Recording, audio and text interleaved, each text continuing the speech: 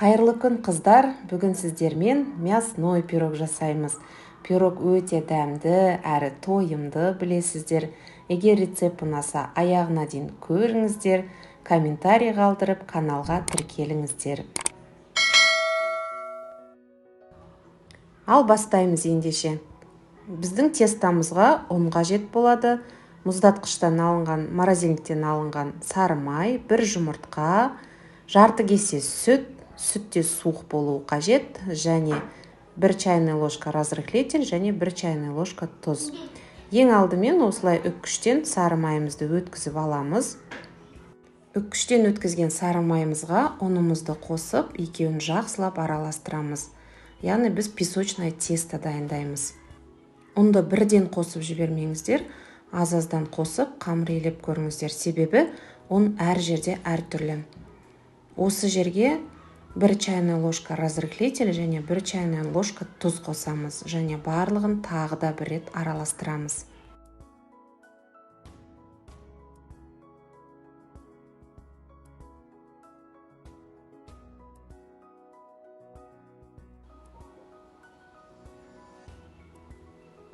Ортасын кішкене шұңқыр жасап, бір жұмыртқамызды және сүтімізді құйып, қамырымызды илейміз.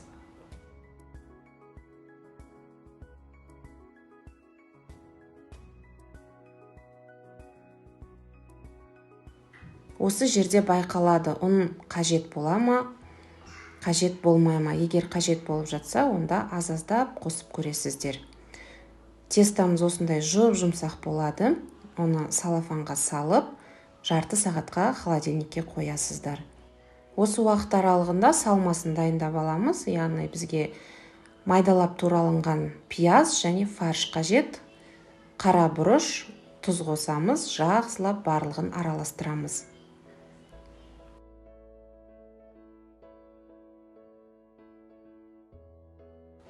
Міне пирогымыздың салмасы осымен дайын.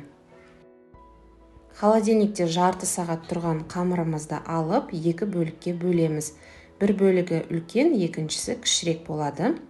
Үлкен бөлігін жайып аламыз да формамызға орналастырамыз. Аз ғана ұн сеуіп, домалақ етіп жайып аласыздар.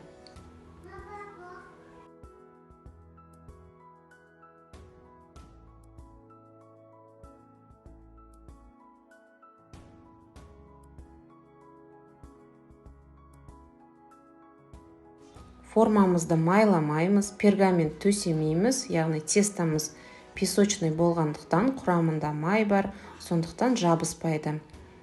Противеньге де жасасаңыздар болады, егер форма болмаса. Осылай біркелкі етіп, жайғастырып шығамыз тестамызды, және ортасына салмасын саламыз.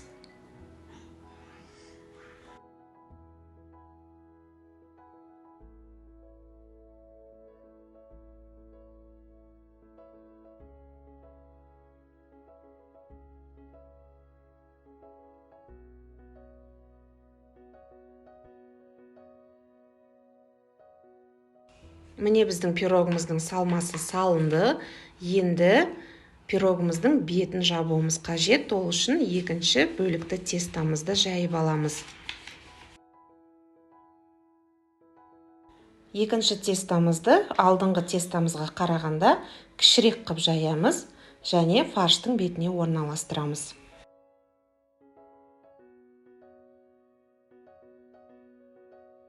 Міне тестамызды орналастырамыз. Көріп тұрғандарыңыздай, фарштың бетін толықтай жабады және алдыңғы тестаға қарағанда кішірек болып жайылады. Жақсылап екі тестаны біріктіреміз.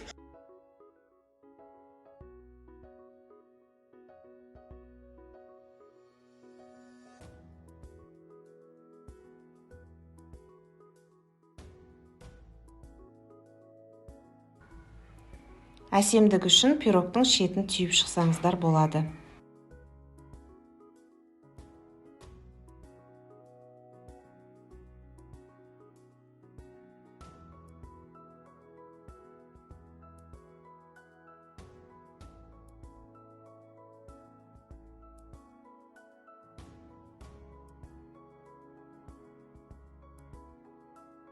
Алдын ала 180 градусқа пешімізді қыздырамыз және пирогтың бетіне бір жұмыртқаның сарысын жағамыз.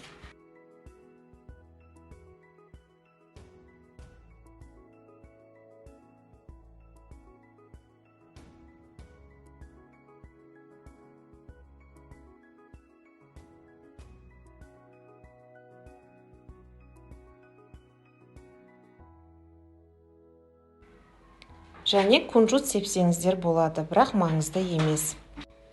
180 градус қызып тұрған пешімізге пирогымызды 20-25 минутқа пісіріп аламыз. Міне біздің пирогымыз осылай болып піседі. Өте дәмді, иісі де керемет болып шығады. Жасап көріңіздер, жақындарыңызды қуантыңыздар. Ал қазір мен пирогты кесіп көрсететін боламын.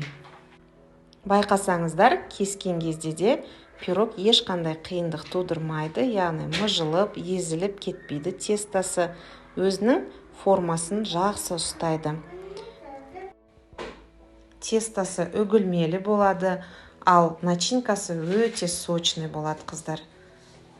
Жасап көріңіздер міндетті түрде. Өте әдемі, дәмді пирог. Қонақ дастархандарыңыздың де сәні болады.